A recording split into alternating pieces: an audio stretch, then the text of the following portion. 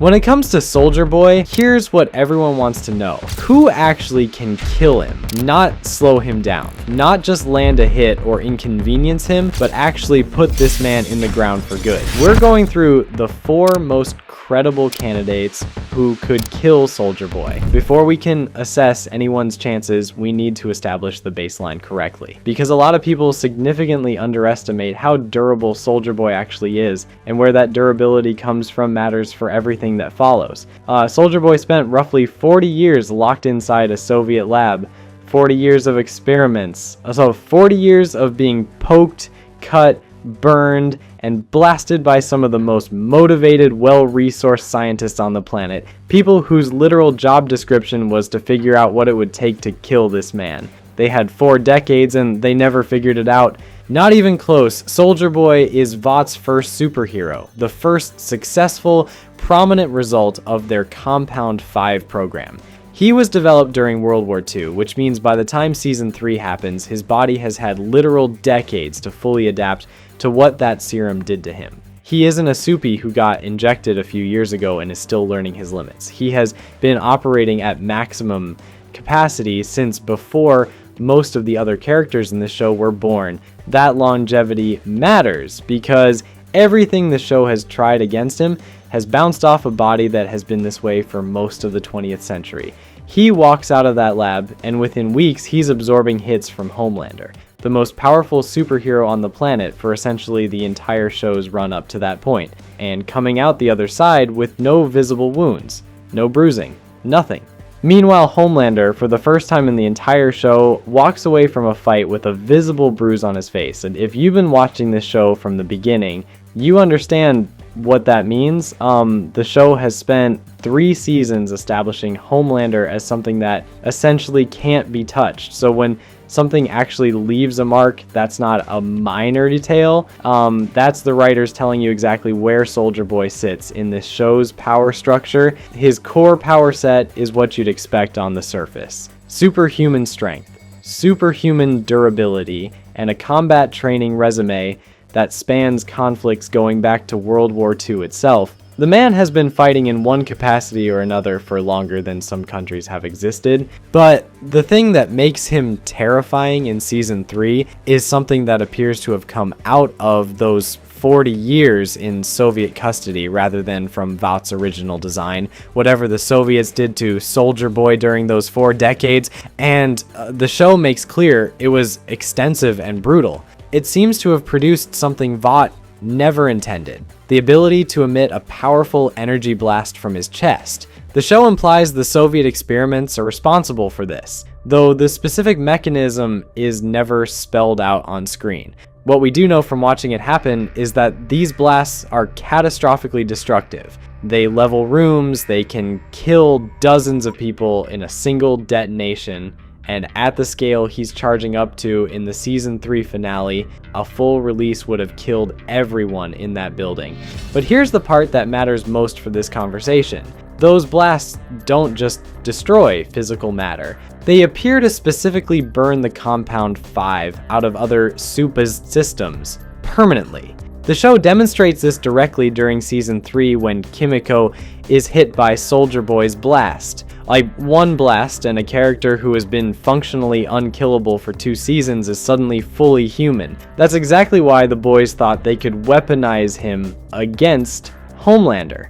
The plan wasn't to use Soldier Boy to overpower Homelander in a straight fight, it was to use him as a precision instrument. Because if that chest blast connects cleanly with Homelander, the likely outcome isn't Homelander dying, it's Homelander losing his Compound V permanently. A depowered Homelander is an ordinary person, and an ordinary person can be killed by anyone with sufficient motivation. The plan was elegant in its logic and terrifying in its implications. Now here's the durability baseline that puts the rest of this video in perspective. During the Season 3 finale, we get the most comprehensive real-time stress test of Soldier Boy's body the show has given us. Butcher, enhanced by Temp Fey, hits him with a sustained laser blast directly to the face, not a quick shot. Prolonged, directed, full power fire straight to his head.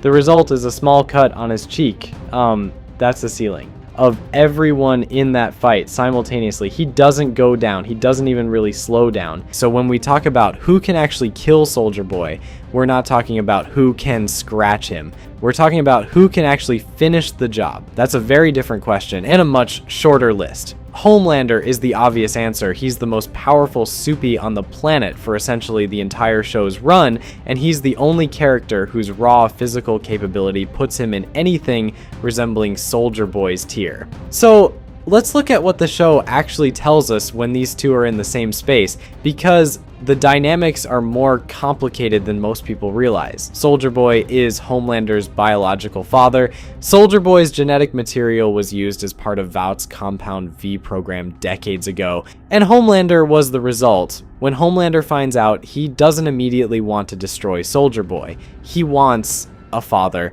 and for a moment, Soldier Boy is prepared to give him that. The season 3 finale doesn't begin with Homelander and Soldier Boy as adversaries. Soldier Boy acknowledges Homelander as his son. The two of them plan to take over Vought together, father and son, the two most dangerous Soupies in America building something.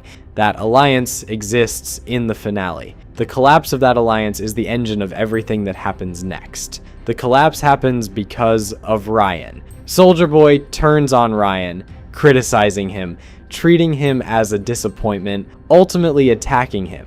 And that's what flips Homelander, his need to protect his child.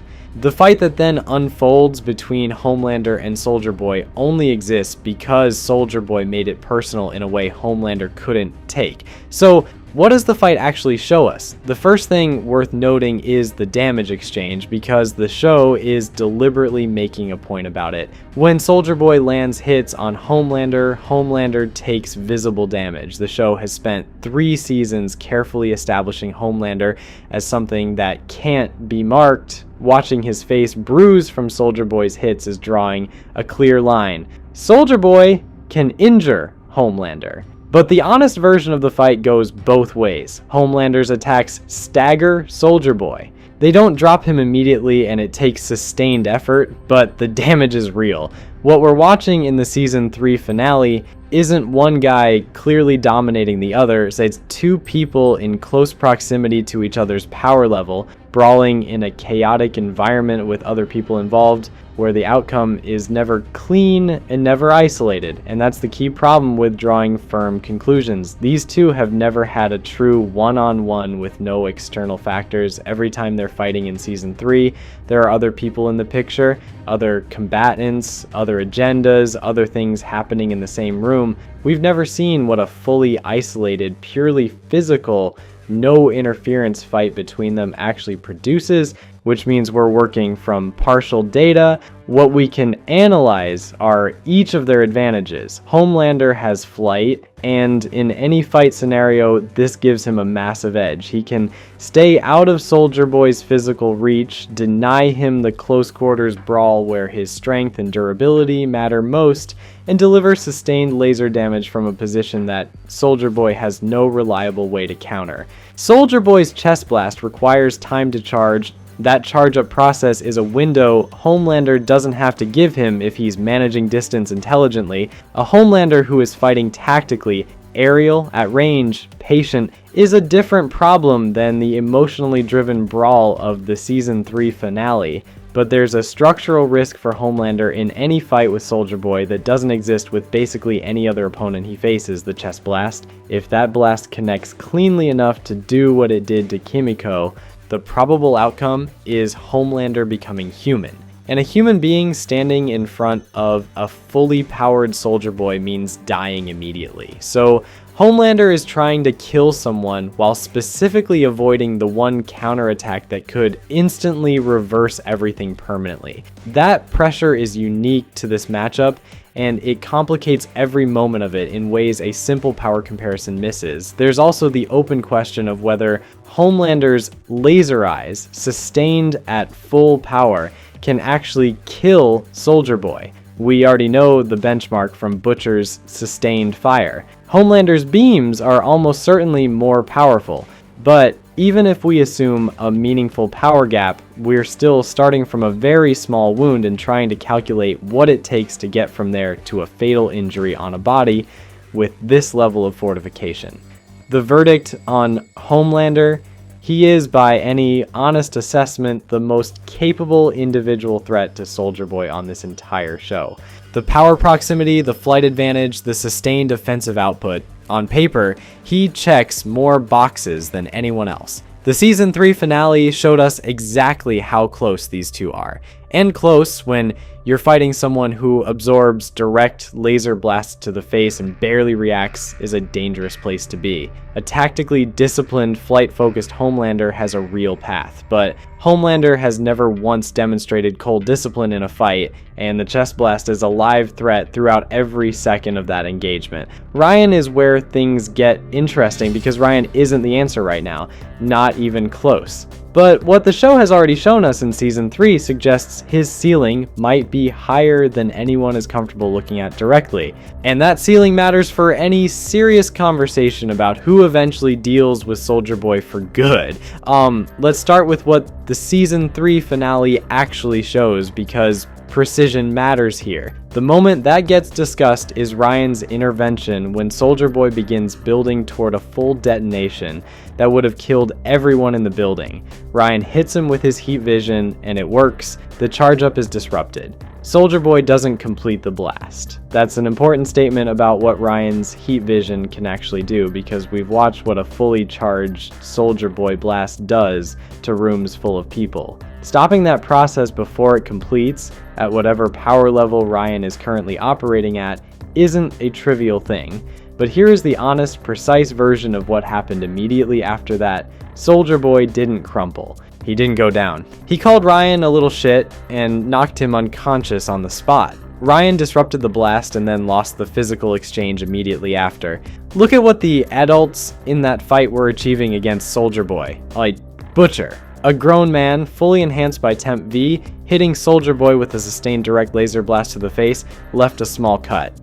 That's the benchmark for what full adult power levels accomplish against Soldier Boy's durability. Ryan is a child, his powers are still actively developing, and his heat vision produced a result that was more impactful than what the enhanced adults were managing in terms of real effect. The framing around Ryan's future potential is implied, not confirmed. There's no specific moment establishing that his powers will exceed Homelander. But he is Homelander's biological son. He was born with his powers rather than receiving Compound 5 through a direct injection. The serum entered his system in utero through his mother, Becca.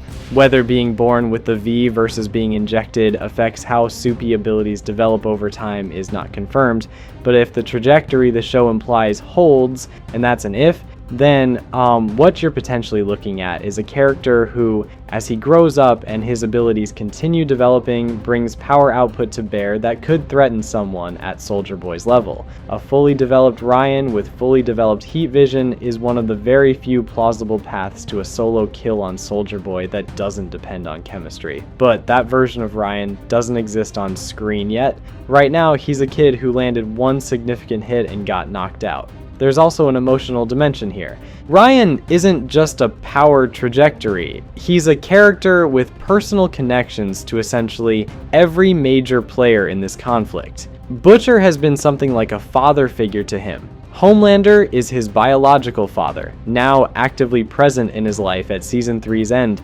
Soldier Boy attacked him directly, the act that ended the Homelander's Soldier Boy alliance and triggered the brawl. Ryan exists at the intersection of every major relationship in this show's endgame, and what he chooses to do with those connections as he gets older is going to shape everything about where this goes. Verdict on Ryan: not a viable solo kill right now. The Season 3 finale is explicit about that. He intervenes, he disrupts, and he gets knocked unconscious. But as a long-term threat, as the character the show implies he could become given time to develop, Ryan might ultimately have the highest ceiling of anyone on this list. The potential is already visible on screen. The question is whether the show gives it time to become something real. Billy Butcher is a fascinating case because the show has already given us the answer on him, and it's more complicated than people want it to be. Temp Vi gives him laser eyes, increased physical strength, and a durability level that, while it doesn't approach native Soupy fortification, lets him survive exchanges that would instantly kill a regular human being. In the Season 3 finale, Butcher is physically present in the same fight as Soldier Boy. He's landing hits, he's sustaining attacks, he's contributing in ways that a baseline human being simply can't. Temp V makes him a participant in a fight that would otherwise end him in seconds. But Butcher can't finish this job alone. Butcher hits Soldier Boy with a direct, prolonged laser blast to the face. The result is a small cut on Soldier Boy's cheek. That's literally it. That distance from surface wound to fatal injury is one Temp Phi can't bridge alone. What Butcher can do is be a powerful contributor on a team. That's where Butcher has always excelled anyway. His tactical intelligence is exceptional. He reads situations accurately, makes good decisions under chaos, and his sheer refusal to stop is a real asset. In a coordinated effort where his role is keeping Soldier Boy occupied, preventing him from focusing entirely on any single target, Butcher matters. He's not the thing that ends it. He's part of the pressure that makes ending it possible, but the Temp Phi is killing him. Butcher gets assessed, and the damage from the doses he's already taken gives him somewhere between 12 and 18 months to live, and every future dose shortens it further. That makes the question of whether Butcher kills Soldier Boy a time question too. What is he willing to spend his remaining months focusing on? Butcher has never been particularly precious about his own survival when there's something he believes needs to be done. The conditions have to be just right for Butcher to take on Soldier Boy. He needs access to Temp V, the right team around him, and a personal decision to spend what's left of his clock on this particular problem. None of those are guaranteed. Verdict on Butcher: conditionally relevant, not a closer. He can't do it alone. He can't do it without Temp V, and even fully enhanced, his best shot against Soldier Boy is a surface wound. But on the right team, with the right support, Butcher makes an important difference that could mean the end for Soldier Boy. This is the one most people skip past. The only thing the show has ever demonstrated actually working on Soldier Boy is a chemical. The nerve agent that Frenchie synthesizes during Season 3 is what finally brings Soldier Boy down in the finale, not Homelander. Not Butcher's sustained laser fire, not Ryan's heat vision, not the combined effort of multiple soups and enhanced humans throwing everything they have at him simultaneously. A nerve agent deployed at close quarters is what actually ends his ability to function. We watch the most physically durable character in the show fold to a chemical compound that a human being synthesized. It did not kill him. He was knocked unconscious, which allowed the situation to be controlled. He was eventually placed in cryostasis by the relevant government authorities. So the nerve agent isn't an automatic kill, but it's the only thing that has reliably bypassed his physical durability entirely. An incapacitated Soldier Boy can't charge a blast, can't absorb punishment and keep going, can't knock anyone unconscious with a shield. He's a person lying on the floor who can be killed by anyone willing to finish it. Here's why this matters so much for the broader question. It means the barrier to killing Soldier Boy isn't necessarily about finding someone physically powerful enough to match him. It's about finding someone intelligent enough to identify the right compound and acquire it, and positioned to successfully deploy it. Those are solvable problems that don't require superhuman ability. Frenchie is not a soupy, but was the one who created the only weapon confirmed to incapacitate Soldier Boy. So that shows what it takes to solve a problem like Soldier Boy. The Cold War backstory reinforces exactly this. The reason the Soviets were able to get their hands on Soldier Boy in the first place is that his own team arranged his capture during a mission in Nicaragua. Coordinating with the CIA, they couldn't beat him. They didn't try to beat him.